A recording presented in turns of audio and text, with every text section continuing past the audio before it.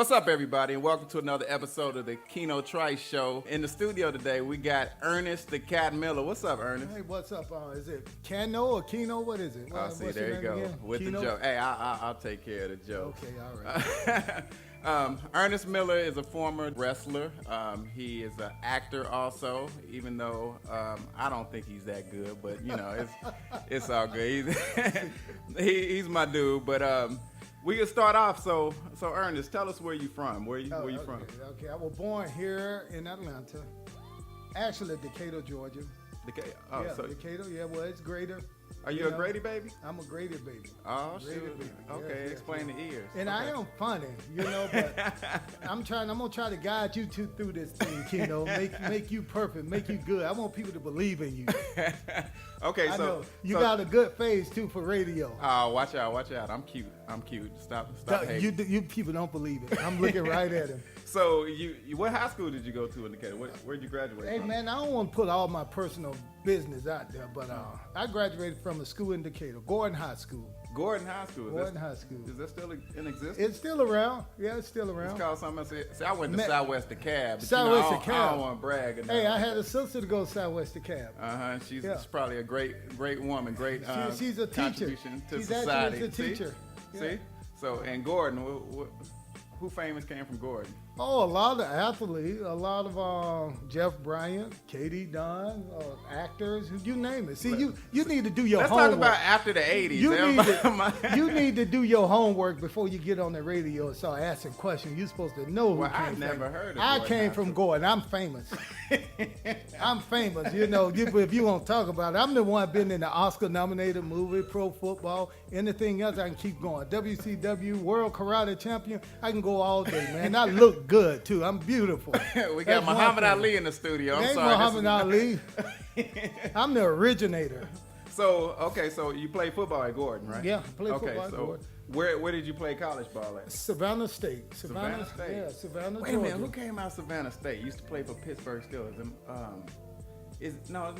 Shannon Sharp went to Yeah, Valdosta. Shannon Sharp went to Savannah State. He went to Savannah State. He Okay. came out of Savannah State. Okay. Were you there same time he was? Yeah, I was there same time him. Cecil Newton, who is the father of Cam Newton. Okay. All-American. That's right. Cecil Newton. Okay. Yeah. What school did you come from? Hey. We don't. This interview is about you, All sir. right, go I ahead. didn't play Okay. college ball. All right, I was too cute. I didn't want to mess my. You don't mess up your face. Even mess up this cute face. You keep looking at me, I'm gonna beat it up. See, there you go. Violence. That's what I do, man. That's what I'm doing now. I'm teaching karate. I got kids, teaching kids to self-defense. I'm teaching kids to be focused. I'm doing a lot of good things now. And I'm not bringing my children to you. But anyway. Hey, you may be the only one. I can name some. Usher Raymond, his kids. Okay. They work with me. Matter of fact, Usher is one of my karate black belts. Okay. He's a black belt? He's a black belt in karate. Oh, man, wouldn't know that. So don't mess with Usher, you see him in the street. He'll whoop your ass. So getting back to, you played college ball at Savannah State. So you did have a little stint in the pros. Yeah, so, yeah, you're right. A little. I was able to get in there, get in a couple of tryouts. New England Patriots. Okay. New York Jets, Atlanta Falcons. They brought me in, kept me in about a week or two, and sent me home. Then after a while, I decided, you know what, I'm going back to karate. I'm going back. Well, a lot of people that's a lot being said. A lot of people don't even get the opportunity to try for an NFL team. So you had to have a pretty decent background for you to at least get looked at and get a tryout. From a Division II school, I was All-American, All-Conference, I made some big names. Right, especially from Savannah State. Savannah State, that's what I'm saying. But when you good, they said when you're good, they'll find you wherever you are. Yeah, they will, because I always wonder how they find these high school phenoms or supposed phenoms. How can you miss out on what you have here in the United States when you're talking about professional sport, but you can find somebody in Germany, in high school somewhere. You know what I'm saying? Who never played. Uganda, where they have you can go find two them. basketball rims in the whole country. Yeah.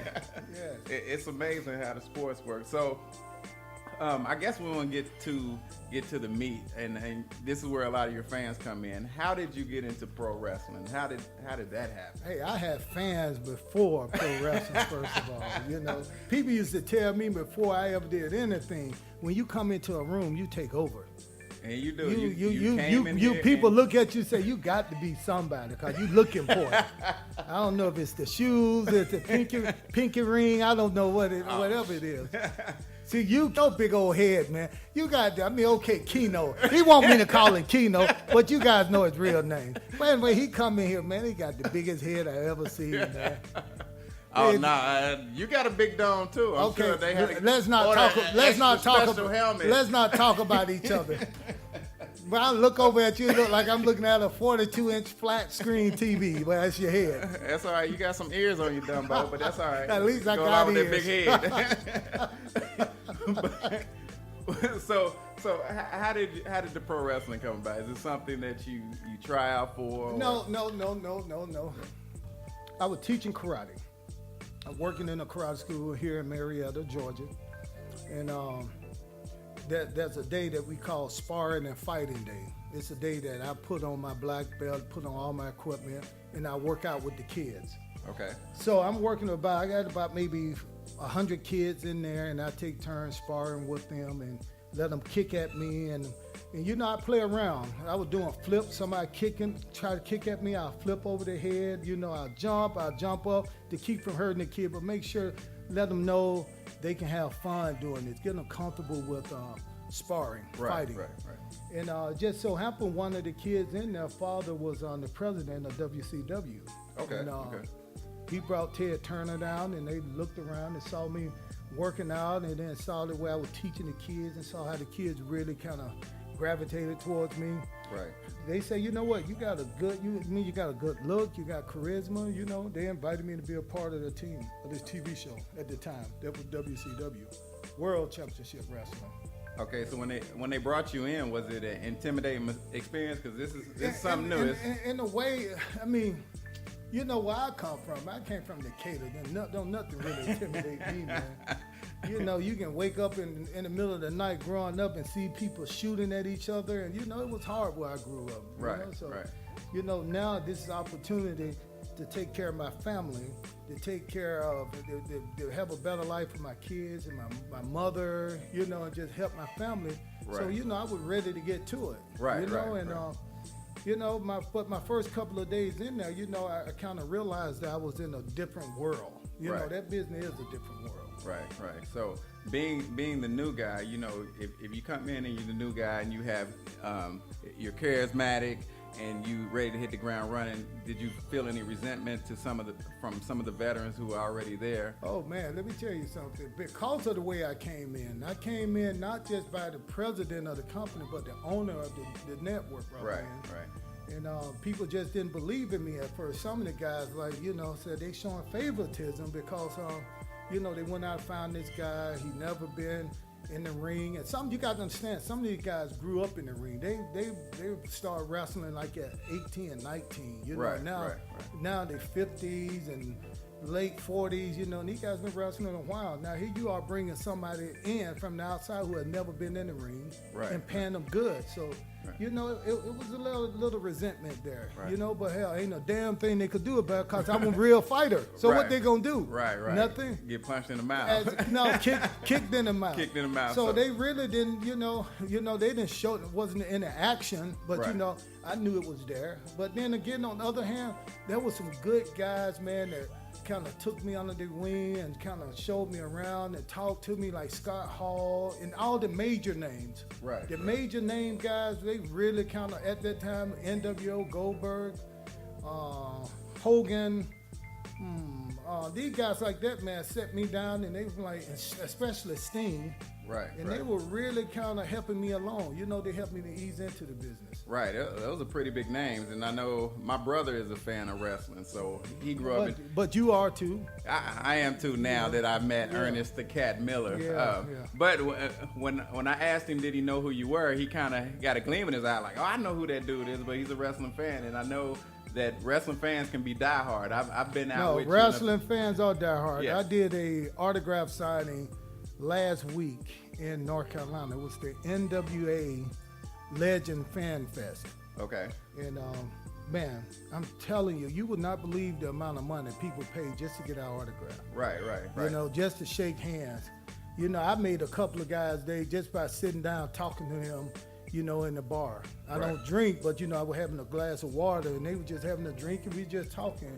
And they said, you know, I can't believe that I'm here talking to one of my favorite wrestlers, you know, and sitting in a bar. And, you know, it was just really, you know, it's breathtaking to see that people can really be into you as a person. You know? And I've been out with you, and people recognize you. And I noticed, especially when you've been on the big... Oh, yeah, when you going out again? You going to Bulldogs? Hey, you was with me. If we going to Bulldogs, I'm going to see my dude, Ernest. I did not know about Bulldogs until you told me, let's go to Bulldogs. And then I got to Bulldogs. I saw what it was about. That's where you had me meet you for lunch. I'm like, hey, dog, let's go across the street to the Vortex. You don't need to go. No. But you know, I've seen how people respond to you when they see you out and they recognize you. People love me, man. If they got to know your crazy ass, they think twice. But I will say this, that I see you built up kind of an apprehension when people walk up on you, and being on a big stage, I know you kind of build that up because you don't know people's intentions, and folks are crazy. No, you don't. Yeah. And it's so funny, man. With me being a Hall of Fame martial artist, there are people out there who recognize me for those abilities, you know, karate, martial arts, and stuff like that. Then there are some who are fans of mine from wrestling. So when people approach me, I don't know if they're talking about Ernest Miller, the karate guy, or Ernest the Cat Miller, the wrestler. So I really had to kind of be on my toes just to see what question or what they may, you know, if you're a karate guy, you may want to shake my hand, but if you're a wrestling fan, you may want to pop me in the mouth. Chop block you. Yeah. So being that, okay, I'll say this. Fans come in all shapes and sizes, but can you walk in a room and look at a group of people and say, okay, these people over here are more likely to know who I am because of their look? Like, no, you know, it's so funny. You know, we got people like you who said they don't watch wrestling, you know, but then they know every wrestler on TV. And then we got people who say, oh, I'm a big wrestling fan, and they don't know anybody. So it's hard.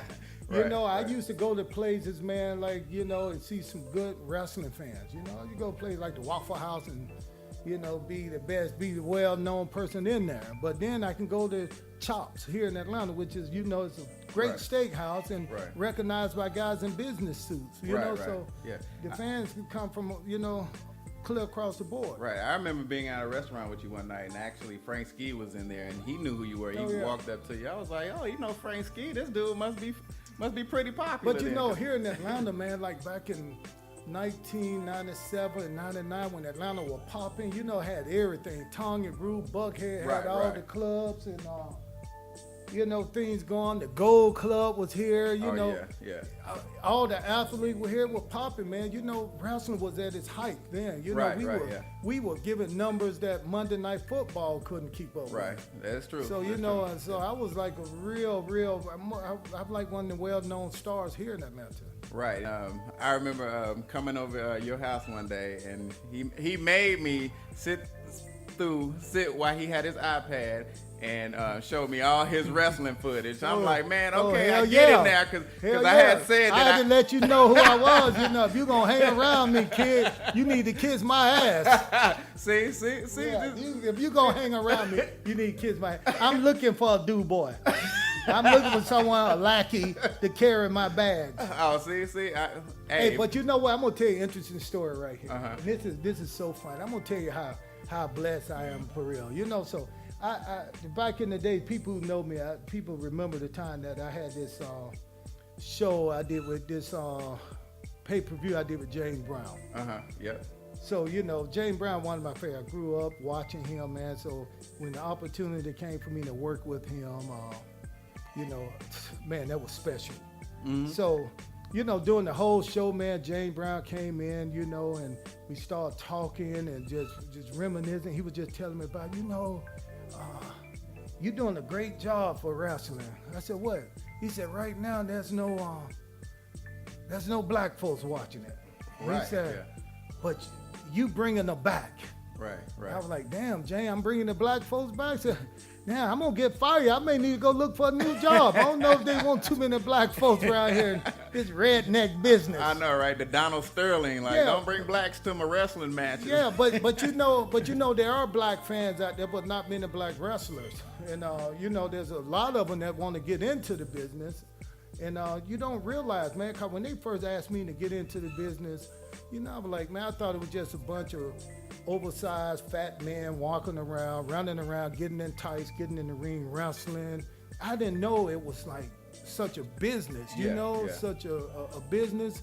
It was like I made more money in wrestling than I ever made in pro football.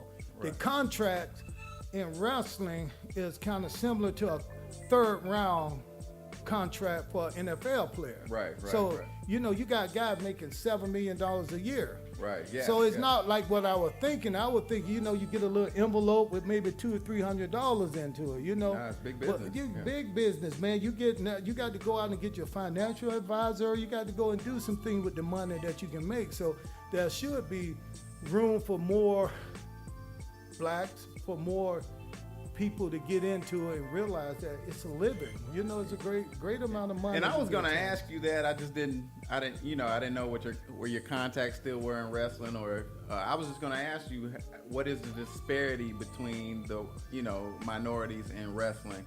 Now, for me, remembering wrestling when I did watch it as a younger kid, that we only had a few black people in there, like Junkyard Dog, Tony Atlas.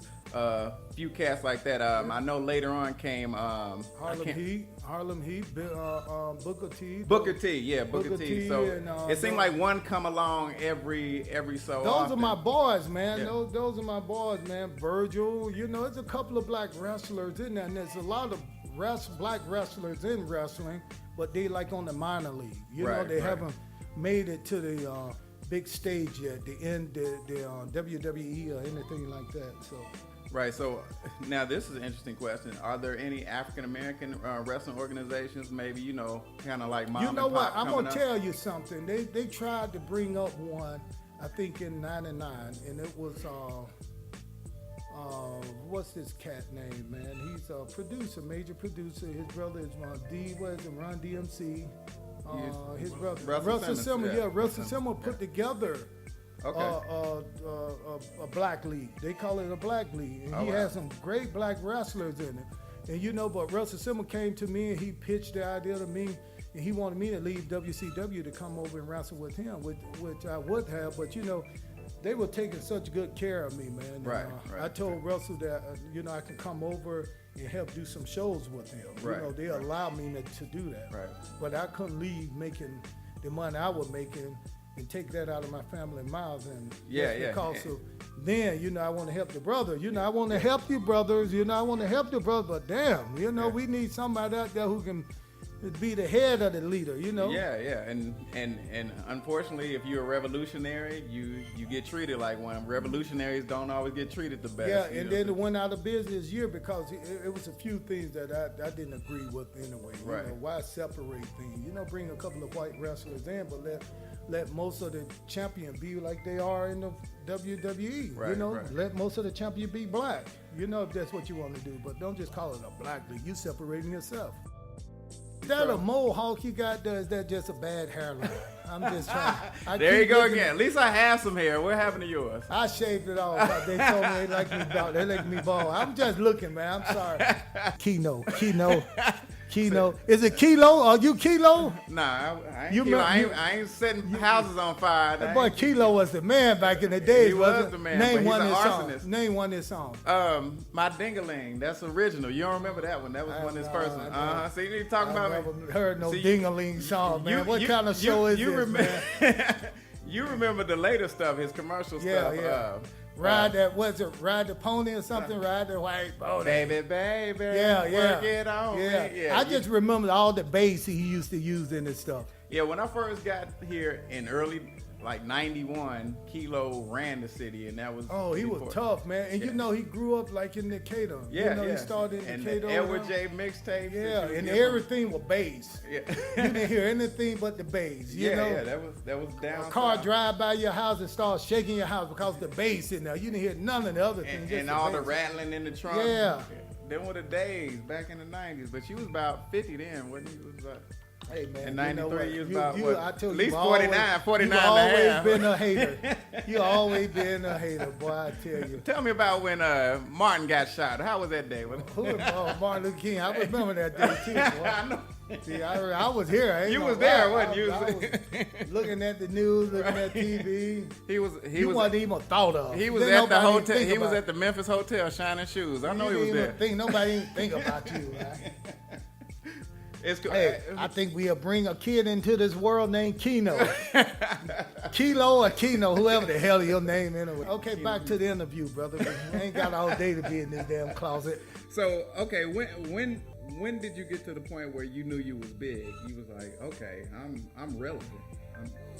You know what, man? I've never felt like I was big. You know, I always felt like I was part of something big. Like in wrestling, right. I kind of recognized that when I hit TV one time, and then I went out and started going somewhere with my kids. I think I went to dinner or something, man. And everybody in the place recognized me. Friends who have been knowing me for years started treating me different, right, you know. Right. And I was like, what in the world, you know? Yeah. Because you was on TV, you know, people just thinking you're supposed to be treated different. So, but I never recognized that I was bigger than big, you know. Right. Really, truly, if you want to know, I've always thought I was big. You know, Of course. I've never allowed myself to be small. There's a lesson in that right now. But you know, it's like certain things, like for those who didn't know me, remember that I was in an Oscar-nominated movie, and this movie started out with a budget of $5 million. Right. And I remember going in there and watching. It seemed like we were making a home video. Right. And everybody was talking about Oscar-nominated. You know, this movie gonna be a great movie, and I just didn't believe it. Right. Until Nathan, you know, I started getting calls from Italy and different places about, hey man, you know that movie, The Wrestler, is up for an Oscar. Right. And you know, you recognize then that, wow, I was a part of a big movie. That now the movie is considered in the top 150 movie of all time, best movie of all time. Yeah, I saw that movie. It was actually an excellent movie. So it definitely gave another side to wrestling. Now, you being in the wrestling field, I don't know how true it was. But see, it's not just wrestling. That story like that can relate to anything. It just used wrestling as the backdrop. Right, true. You know, if you stay into something and you may go too early or you may go too late, you know? So one of the things the movie did highlight was the use of drugs, performance enhancing, and that's even big today in sports. Not just sports. What about acting? Look at some of those actors, 50, 60 years old, ripped. Oh yeah, true. Because I've been seeing The Rock lately, and come on, man. Man, that dude. That's my boy, but he's on something. They keep talking about this diet plan. They keep talking about all this good stuff. Man, this dude is on something. But you know what? I'm not a snitch. Right. Keno. Don't try to get me to snitch on my boys, man. You brought Rock is clean. He's not on drugs. He'll never use drugs.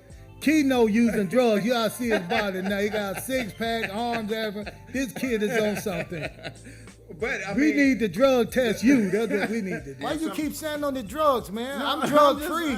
I speak to kids about being drug free. Okay, I did take something. Cause to sit here and listen to you, I need drugs. Yeah, you probably had some of that deer antler spray like Ray Lewis had. I used that for real. I used that for about 2 weeks till my tongue swelled up. I was like, you know, I need to get off this stuff. No, I was just saying. That was a pure lie right there.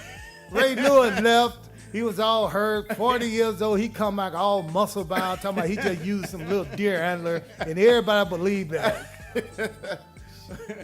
But I guess we'll leave it alone. I just wanted to see. No, go ahead. Go ahead. Well, I'm just not saying. I'm not ahead. saying snitch on anybody. Well, I'm gonna go ahead. I can do it without calling Yeah, but names. You know, back in the 80s and 90s, it just was a big the part. way we are. This mic just make me want to sing. Come on, give it to me. It was a big part of the business, so I just wanted to get your take on it, but it's not gonna be. No, what is it? Ask the question. No, I was saying, did you see it? Did you see it a lot? You ain't got called no names. Oh yeah, hell yeah. You know, and then matter of fact, Hogan was testified for the government, so Hogan was a snitch. Yeah, he was snitching. Yeah, but it wasn't snitching; it was true. Okay, I guess this is a good time to take a break, and on the break we'll probably show some footage from Ernest Miller back in his heyday when he had hair. So y'all hang on. You got footage today when I don't have hair too. Why you want to go back and try to embarrass me when I had hair? We're gonna take a small break. You got hair, but it looked like spray paint up there too. We're taking a break. Keno Trice Show. Be back in a few. Peace.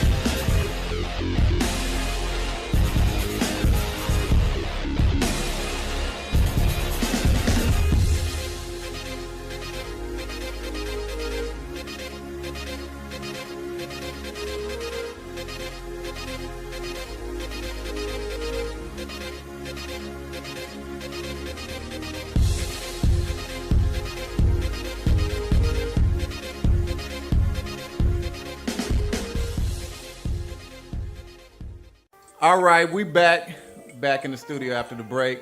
We here with Ernest the Cat Miller. After the cramp. Yeah, he's over here cramping up. Hey man, I've been playing basketball all day today. I had the pleasure of playing tennis with Ernest. Tell the truth. Yeah, I'm gonna tell the truth. He's a cheater. Don't ever play anything with this dude. I whooped his ass. Look. Okay, so every time it was my turn to serve, he threw me these flat, busted balls. But he kept the good balls that were brand new at the carton. You know what I'm saying? Had a bunch of punch to them. And so I'm serving these balls, and he hitting the back with no problem. I'm like, what the hell? And then at the end of the game, oh yeah, I gave you the bad ones. I'm like, damn. But that's all right. And then he had me on the roof of his condo, and it was like middle of July. It was hot, 150 degrees, and it was just not a good experience. But we're gonna have a rematch. We're gonna do it on my turf. He thought he was gonna just come and beat this old man. Hey, he can't play tennis. Nah, I'm bringing my own balls. I hope you do. I'm bringing my own tennis equipment. I should say. I shouldn't say balls. I take my own balls. You leave those with your wife. Take my own balls wherever I go. Yeah, you leave your balls with your wife. You know she own those. Watch out now. So tell us about Hollywood. So after wrestling's over, you've been in a few movies, and we talked about earlier. We talked about you being in The Wrestler with Mickey Rourke. Wasn't you in a few movies with Michael Jai? Yeah. I was in The Legend of Bruce Lee. We shot that in China. I played Ernest Shaver, the boxer. getting ready to fight Muhammad Ali, and it was kind of the story of Bruce Lee's relationship with Muhammad Ali. You know, as you know, Bruce Lee was really into dancing, and he wanted to kind of learn how to kind of put the two together, martial art and the dancing routine that he had. So he saw Muhammad Ali, and Muhammad Ali kind of explained to him how he feel in the ring, and Muhammad Ali said the way he moves, he's a dancer in the ring. Nobody can hit him. So we saw the Ali shuffle and all that stuff. So him and Bruce Lee had a good relationship. So the story was the relationship between Bruce Lee and Muhammad Ali. Michael White played Muhammad Ali, and it was a good movie. Okay. I had to check it out. I hadn't seen that one, but I feel like you were in another one with Michael. Was it Blood and Bones? Yeah, okay, you know, I was in another movie. Yeah. I mean, what? You trying to say she got something funny to say? No. You trying to set yourself up? I believe you was in the. Yeah, Blood and Bones was a good movie. It was a jail fight movie. Right. So you were the black guy they killed in the first 5 seconds? No, I actually won. I actually won. It's a good fight, and it's the story and the characters in this movie are real. You know, they're based on real characters. Okay, so it's been years since I've seen it. So it's only 2 years old. Don't try to act like the movie about like 10 years. It's more than 2 years old. No, when 3 years at the most. Quit lying. 3 years I at the saw it most. when it first came out. So okay, yeah. Right. So it was based on real people. I didn't really. Yeah, based on real people. Okay. So you've been to jail. You know what's going on there. Nah, I ain't been to jail. You spent a couple of nights in that big house before. That's like for being too pretty. That's what they locked me up. You don't want to go to jail for that, brother. I can tell you that. Hey, I don't want to go to jail. I would not do well in jail. You wouldn't last one day in the big house. I sure wouldn't, and I'm not going to claim it. You know what I'm saying? Some of these dudes, I'm a real dude. Well, you be a real dude. I'm going to be a free dude. I ain't trying to get caught up in the industrial prison complex. Working for 20 cents a day, making license plates. That ain't me. Butts and bricks. That ain't me at all. So, actually, I've had the pleasure of being on a set. I've done some commercial work. So, how does that feel? Just being on a set for maybe a couple of weeks, and then I know it's a long process. You can literally spend from like 6 a.m. and not be able to. It's boring as hell. It's really boring as hell. You know, I mean, you sit around. It's all about hurry up to wait.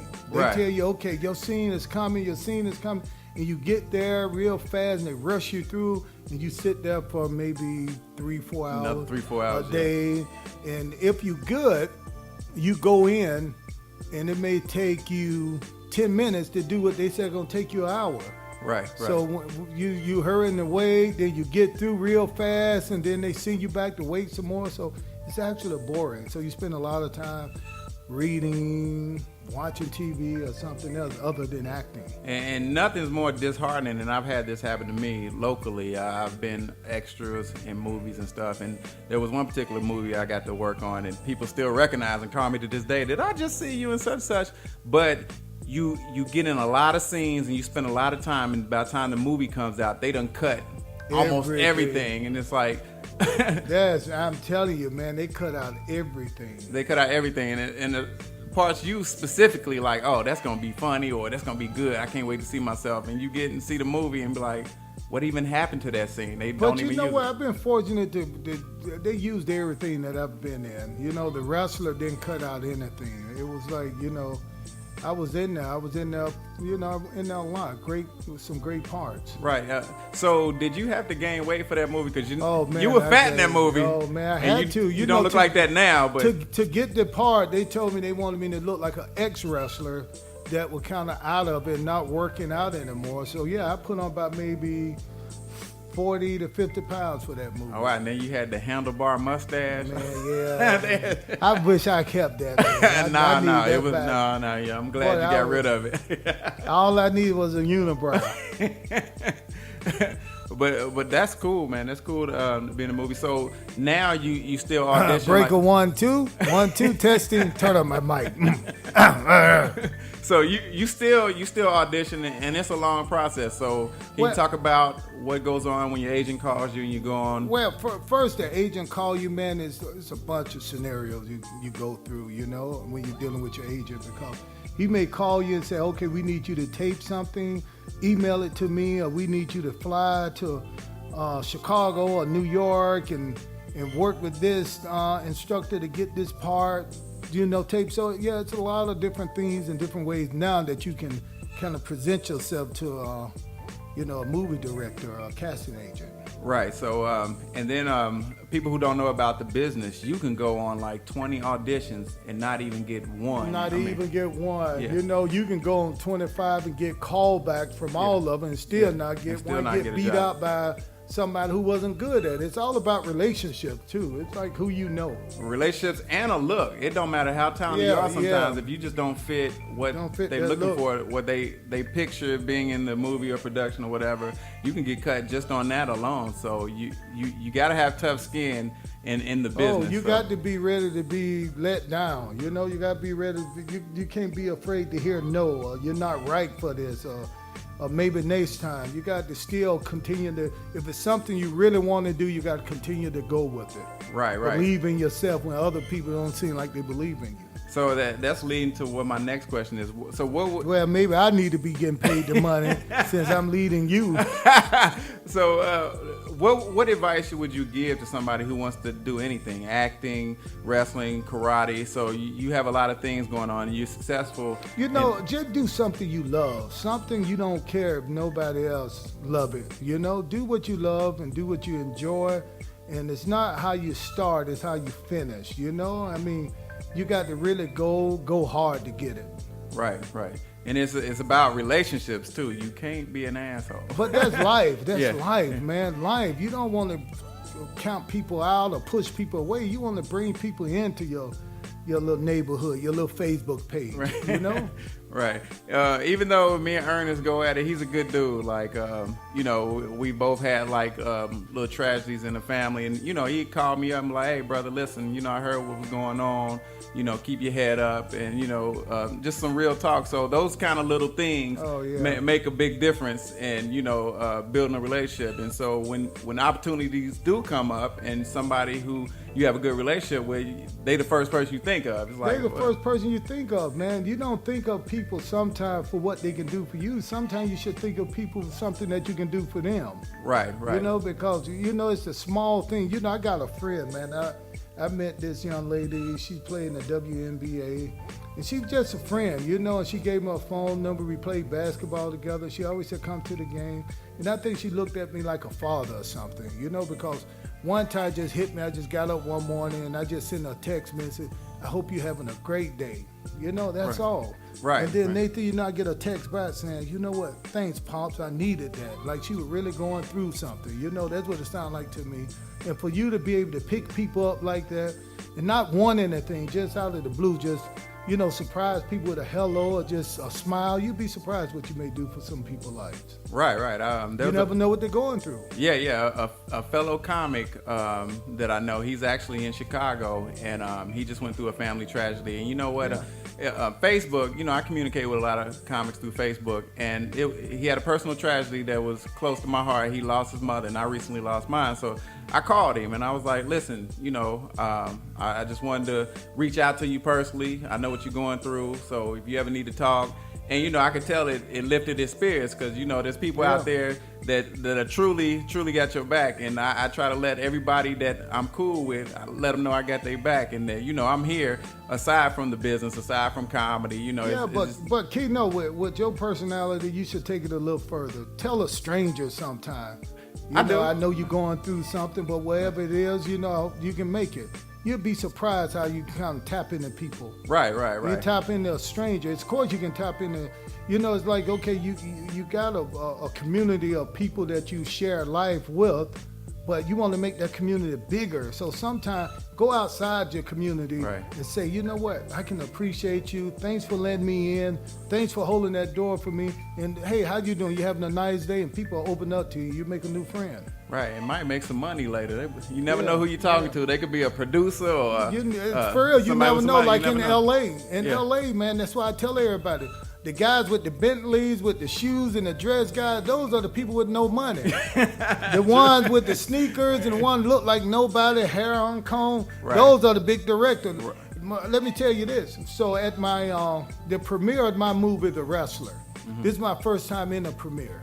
So I'm in there, man. We eating, and I'm at this salad bar, and I'm tasting something, and this old gentleman walk up to me, and he was like, you know, I was gonna taste that, but you know, how does it taste? So I was like, it's good, man, it's good. Now I'm like, here, you want to taste this, you know? And he shared a little bit of it.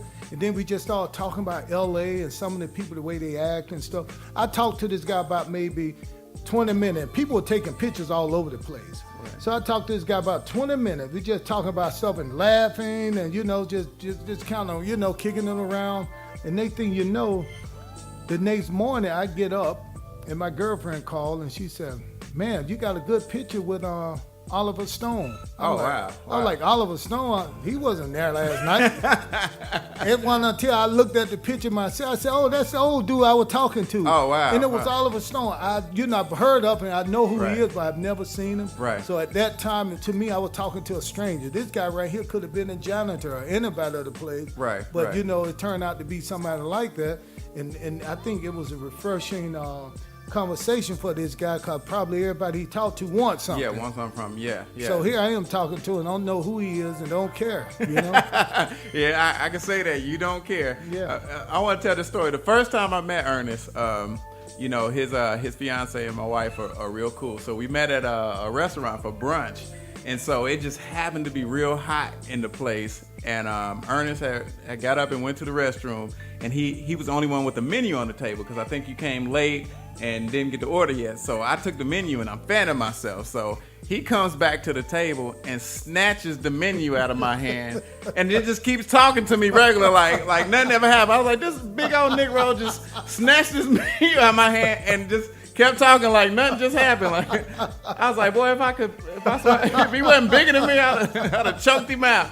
Man, I don't remember that. I know you don't. I'm not that kind of dude. Don't let Selective him memory. I'm not that kind of dude. He's lying. But I'm after I got to know this jerk, I'm a nice dude. Don't believe it. Real cool dude. We have a good time every time we get together. Especially, yeah, this guy is good, man. He's a good guy. I love talking to him because he tried to be funny. It's all about making people happy. That's what I like. All about making people happy. Yeah, we have a good time, man. So with that being said, when's the last time you felt like you made an impact on somebody's life? And we actually have his son here with us. Aside from your children, just somebody outside. You teach kids karate. Yeah. So yeah, is there any kid in your karate class that may have been? You know what's so funny to me, man, is some of the emails I get back. You know, like especially now since Facebook is around. Before Facebook was not around, you know, and now with Facebook around, people can connect to you or contact you anywhere. I got a message from a young man on my Facebook page who said, "What's up, Pops? You may not remember me, but you used to work out with me a long time ago, and you know, I got kids and stuff like that, and I really appreciate the time you spent with me." Right. You know, I don't remember the kid, right, you know, because I worked with so many of them, but to me that was, you know, it let me know that I did something right for somebody else. You know? Right. So, and sometimes the role models you find outside the home are the biggest role models you have in your life, because you know, we know a lot of children come in through messed up environments, you know, a lot of drug addicts for parents and stuff like that. So yeah, I'm sure it means a lot. And then at least for me, I remember that your coach, your football coach, basketball coach, or baseball coach, they got more respect from you than sometimes you get your own parents. Oh, you know, it was like that with me, man. Some of the parents used to come to me and ask me to talk to their kids, you know, talk to my son. And it's a father, talk to my son because he's not doing his homework and this right there. Well, sometimes it's good to hear it from somebody else other than your parents, because you know we always think your parents think they right in it all the time, and they supposed to tell us all this good stuff, but is it true or is it not? So when you hear it from somebody else, to me it's kind of like confirm, okay, maybe maybe it might be right. Looking at my son. Yeah, I don't looking think at he look like me, man. He got small ears. What? I don't know what's up with that. Y'all look more alike than I do. Hey. That's your We're son. We're handsome. We're two handsome No, men. he's too tall for you. Everybody knows. Keno is about 5'3", if you have never seen him. I'm tall and sexy. Got long I'm arms. actually taller than him. No, he got long arms and short feet. Be careful. You know, the older you get, you shrink. So I know it. Now, I used to be 6'2". Yeah, This guy told me, he looked on my Wikipedia page and it said, "Oh, this is you." Wait a minute, it said you used to be 6'2". I don't know about that. Yeah, he 5'11" and shrinking. He's 5'11". He's gonna come back next time and be 5'8". I'm gonna be Kevin Hart height. Well, cool, man. Man, it's been great having you in the studio, man. I'm glad you came through. Hey, well, you know, I'd like to congratulate you on this little venture right here. I mean, it's good, man. Good setup. Oh, appreciate it. You got a great engineer. Good, seem to be a good dude. Daewoo in the house, Daewoo. Yeah. I mean, it's a good setup over here, man. I'm proud of it. Yeah, we just trying to get Keno Trice off the ground. I thought I was gonna come and sit in a basement or something. Yeah, we was gonna do this on my phone. With people smoking weed and everything, you know. And that's the thing, when you set out to do something, you do it right, people. Just do it right. Just take the time and do the best you can. Some people, you know, they want to take shortcuts and stuff. So I just take my time. Like, I ain't got the most elaborate studio, but it's pretty good. Yeah. Man. I've seen worse. Right. So I just took my time piecing it together, learning and stuff. So that's how you build something. That's how you build. And maybe one day, if you got a nice setup, you can have Ernest Miller. Yeah, homeboy look like Snoop Dogg over there too, kind of name, right? Or one of Bone Thugs and Harmony. Yeah, where's the weed at, Snoop? Snoop got the first of the month. As Daewoo, we've been down since childhood. He literally lived across the street from me in Cincinnati. For real, y'all been together that long? Yeah, known him. Hey, it's good to work with him. You know, sometimes you meet you come back together later in life for a purpose. So we have a purpose. So we're gonna try to make this thing big. So where can we find you, Ernest Miller, on social media? You know, I'm Instagram, Facebook, you know, but I don't have any information. Just go and put Ernest. All you got to do is Google Ernest Cat Miller. He'll tell you the Instagram and everything. That's how you find me. I'm on Facebook. I'm on everything. Okay, there you have it. Keno Trice Show, Ernest Miller in the house. Until next time, we out.